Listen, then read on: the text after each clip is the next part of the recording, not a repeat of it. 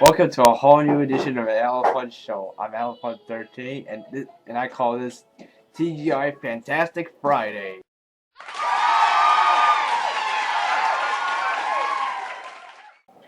Our first story is totally inappropriate. Tiger Woods sex video sold, alleged mistress claims. An alleged Tiger Woods sex tape has been sold. One of the golfers' alleged mistress claims. Devin James, a self-described porn queen who says she was paid thousands of dollars for a steamy threesome with Tiger back in 2006. Tell Radio Online that she had sold the video to an unnamed production company after a major porn studio declined to purchase the sizzling footage. James claimed that the 62-minute tape includes 37 minutes of sex with Woods. Under the terms of the deal, James would split all the revenue with the production company. She and her husband, who helped sell the tape, could earn millions of dollars from the deal. It is far from clear that such a tape is authentic, however, James' own modern doubts its existence. I mean, could this be the reason why Tiger Woods got in a car crash? Because of having sex for 37 minutes? Oh my god. Oh my god, are the Wood ladies getting HIV and AIDS? Oh my god. But however, Tiger Woods' big brother says that their father would be disappointed in shame golfer's cheating antics and the subsequent divorce if he were alive today. According to a rare interview, Elwood Jr. told Fox 10 Sports Channel that the late Elwood Sr., who was very fond of Swedish movie and Norwegian, would have felt shattered by the breakdown of my dad rested pretty easy knowing Tiger would be married to Ealing, but he blew that, Earl said. Dad really liked Ian, and one of the problems when a celebrity like Tiger is finding someone that anyone can trust and confide in, that anyone can trust, like Tiger and yourself, that you can lean on. I mean, if his dad was really ashamed, why did Tiger did that? Why did Tiger make Ian so upset? That is Tiger Woods is being such a ridiculous man.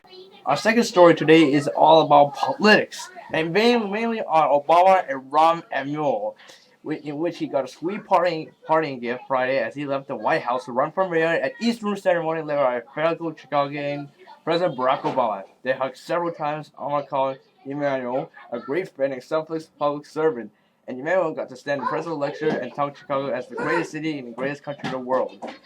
Why do they say it's the greatest city in the greatest country in the world? Chicago is not a great city. It has a lot of crimes in parts of Chicago.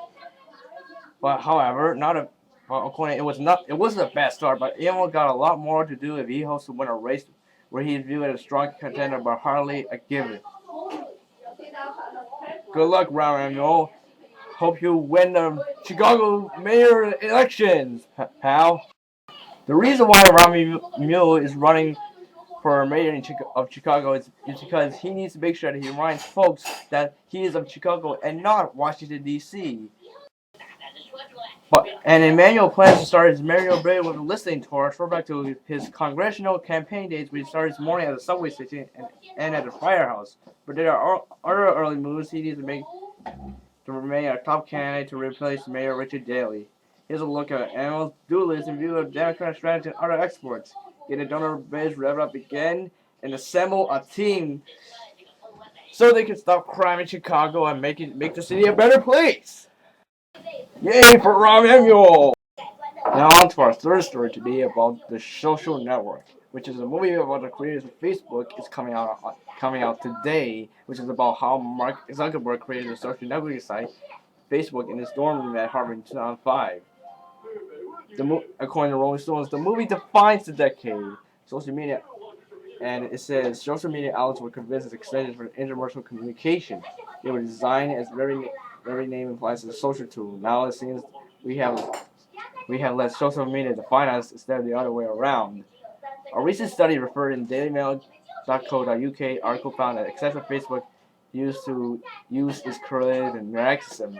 Another study referring to the same article showed that students who use Facebook while they study, even just having it in the background, has grades 20% lower on average than the non-users. Ooh.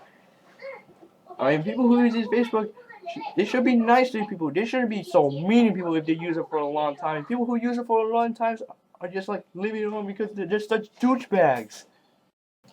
Our last story today is about U.S. apologizing for the 1940s sexually transmitted disease study that started in Guatemala. According to ABC News, in 1946, American researchers performed a panel experiment infecting a winning Guatemalans with a potentially deadly disease in the name of public health. In an effort to see if penicillin could prevent or treat sepsis, government scientists wanted to impoverish several American countries to really infect nearly 700 men and women, including prisoners, inmates, insane asylums, and even some soldiers with potentially fatal sexually transmitted diseases. The experiment, which lasted 1946 to 1949, was covered last year by Susan Revy, a professor at Wellesley College, as she was researching a book which she came across the Guatemala study. When she first came across the Guatemala study, her first reaction was, "Oh my god! Oh my god! Oh my god!" What was she talking about? Like, "Oh my god! Something bad happened." U.S. officials apologized for Guatemala research.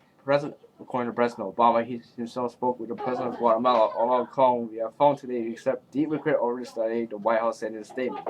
Secretary of State Hillary Clinton and Health and Human Services Secretary Ken Sebas also issued a joint apology today in a written statement. Although these events occurred more than 64 years ago, we are outraged that such random research could have occurred under the guise of public health. We deeply regret that it happened. This, according to a statement, the U.S. government official told ABC News that today that the National Institute of Health will launch 2 panels examining the Guatemala study. Guatemala's ambassador to the United States, Francisco Villan de Loma, said today that he appreciated the decision for a full investigation. I mean, why the U.S. in the 1940s decided to start killing people with a disease? Even though they try to prevent from spreading sexually transmitted diseases, they keep spreading this. They start spreading their own disease called the vaccine disease, also known as the murder vaccine. And here's the joke of the day: why did Cinderella transform back into rags at 12 o'clock? Because Cinderella got her clothes ripped off by a criminal. Yeah, the Romans stole clothes, but then, however, they got arrested by the police, and then they got spanked. But anyways, that's it for today, guys. I'm Alan Fun 13. Hope you like the new format, and I'll see you on next Friday. Thanks for watching, comment, rate, and subscribe. Take care.